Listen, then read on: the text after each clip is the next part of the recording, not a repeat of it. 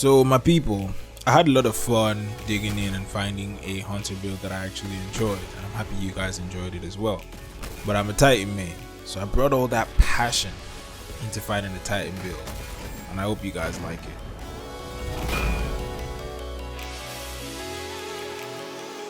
So are you tired of just doing this a million times? Well, first off, I'm gonna give you a reason why this melee might not even be the best melee you could use on a Titan. I have these numbers up right now, showing you how much damage the base melee does and how much damage you get from Roaring Flames for each stack of Roaring Flames on the shoulder charge and on the baby hammer. So it's easy to see that the shoulder charge does more damage, but the reason why a lot of people use the baby hammer is because of the fact that, well, you could use it and then you can pick it back up and use it again. Now, what if I told you that in this build, you never have to lose your melee, even though you're using the shoulder charge? Basically, with this build, it's like you're storing extra melees in a jar, and as you're taking out of it, you can also put some back. So I'm sure right now you're wondering what the hell, what does he even mean by all this, and you're even looking at the clip and wondering how the hell is he doing this. Well, the goal of today's video is to get you to bring out one of the exotics that's been sitting in your vault for a long time and you haven't touched.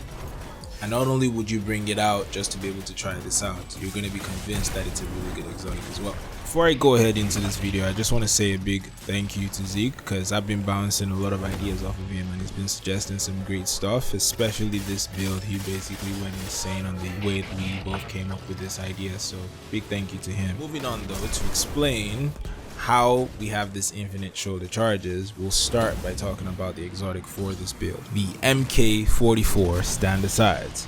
Now you're probably thinking, why the hell would I use this? But give me a second, let me explain. Other exotics like Synthoceps and Heart of Immortal Light, you have to wait for your melee to charge back up most of the time. It is possible for you to get it back up right away, but most times you gotta wait for it, maybe even for a grenade in the meantime to be able to stack things up, maybe even a barricade as well with the way Heart of Immortal Light works. But with this, all you gotta do is just keep meleeing. So let's talk about what the exotic does. One, it gives an overshield to you while you're sprinting. Second thing is you regain 50% of your melee whenever you hit an enemy and you use your shoulder charge ability. So you don't have to kill the enemy. As far as you hit it with your shoulder charge, you'll get 50% back. So this is half the reason why we're getting our melee back all the time. Next, we're going to talk about the subclass choices for the build and also the aspects and the fragments. For the grenade, we're going to use the sticky grenade because what we want is to be able to do a lot of damage to a single target to guarantee a kill. When it comes to multi-kills, we're going to depend on our melee for that. Grenade is just to make sure that that single target dies every time you throw a grenade. So the first aspect we're going to use is called Soul Invictus. What this does is it creates sunspots when an enemy that's scorched dies. This basically means anything that dies while it's burning or when an explosion happens. And these sunspots, what they do is they help with health regeneration, which can't be stopped even if you're taking damage. And it also passively recharges all your abilities at the same time. It doesn't matter if you pass through it or if you're standing in it, you're able to get the benefits of the sunspot. The second aspect we'll be using here is Roaring Flames. What this does is it increases the damage of your solo abilities, so your grenade and your melee does more damage and it stacks up 3 times. So for the fragments, the first priority is to be able to create as much burns and as much explosions as possible. So we'll use Ember of Eruption, which your solar ignitions have increased area of effect, so whenever things explode, when you see that explosion happen, it's gonna go for a bigger radius. The second one we're using is Echo of Ashes, which applies more Scotch stacks to targets, so basically they go boom faster. The third fragment we're gonna use is Ember of Blistering. Anytime you get those booms to happen, the ignitions, it grants you grenade energy.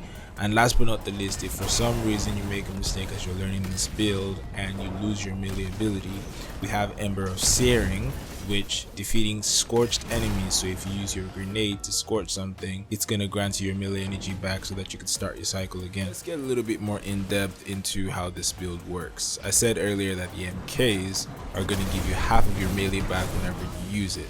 question is, how do you get the other half? And that's where the mods come in. The other half comes from the mod called Heavy Handed, which states that when you use your melee, if you are charged with light, it would consume 1 stack of charged with light and give you back 50% of your melee energy. So you can probably see the picture here. If you get 50% from the MKs and you get 50% from the Heavy Handed mod, that's how we get 100% of our melee back each time. To get charged with light, we use the mod called Elemental Charge. Basically, whenever you pick up an elemental well, it gives you 1 stack of charge with light, but if the elemental well matches your subclass, it gives you 2 charge with light stacks. Since we have infinite shoulder charges, we might as well make use of it. We're going to use a mod called Melee Well Maker. Every time you get a charged melee kill, you spawn an elemental well. So this is one of the ways we're going to keep the cycle of melees going, by shoulder charging, getting a kill, getting an elemental well, picking up that well, and then using it for charge with light. When you initially spawn into the map, you're not going to be charged with light. So how do we start this chain? We're going to use a mod called Elemental Ordnance. Every time you get a grenade kill, it spawns an elemental well. So since we're using the sticky grenade to be able to target one specific enemy to make sure that it does die, once we kill it, we pick up an elemental well. This is how we start the chain of melees, because we'll be charged with light from that initial kill. We have 1 more mod slot left for combat style mods. This is where you could pretty much get a little creative depending on what activity that you're doing. If you want to spam your grenades a little bit more while you're going through these melee chains, you can run Well of Ordnance. Basically, those elemental wells that you make, you can turn them into grenade energy. Well of Ordnance grants grenade energy every time you pick up a solar elemental well. We're using a solar subclass for making solar elemental wells. You can use this to get more grenade energy, so you could throw grenades in between all your melee charge hits. For max DPS from your melees, I use the mod called Supercharged. What it does is it increases the amount of charge with light that you can keep to 5. And I think this is a good time for me to explain why we're able to get multiple melees over and over. Remember when I talked about storing melees in a jar? Those melees are stored in charge with light. So as far as you have charge with light, you have 1 more free melee. Each melee or grenade kill gives you 1 elemental well, which gives you 2 stacks of charge with light, and now you could store up to 5. So this is why even when you don't get a kill with the melee, you're still fine, because you just use 1 of your stored melees and you still have 4 more, so you can melee 1 target 5 times without ever losing your melee charge. This particular option is also my personal favorite because of how many times you can melee without worrying about losing your melee. The last option is to go for super safety. You can run Well of Life, which gives increased healing while you're running around doing all your melee attacks. So that's another tasty build for you guys, with a few ideas on how you can customize it to fit your playstyle or whatever activity that you're doing. This is my current build, and the stat distributions, I use high resilience to keep myself tanky, because you can get up to 40% damage resistance at all times with resilience now. I also run as high discipline as I can get, that way I can get my grenades often for some tankier targets to be able to put a little bit more damage on them before I go in for my melee. And then I run 100 intellect as well, so there's a higher chance that I have my super. If things are getting a little crazy, I can just pop it to stay safe, because once I use my super, I get a sunspot on me, I proc restoration, which starts to heal me right away, even through damage from other targets. Thank you guys so much for watching another video here on the channel. I hope you guys enjoyed it, and I hope when you try it out, it's as fun for you as it was for me.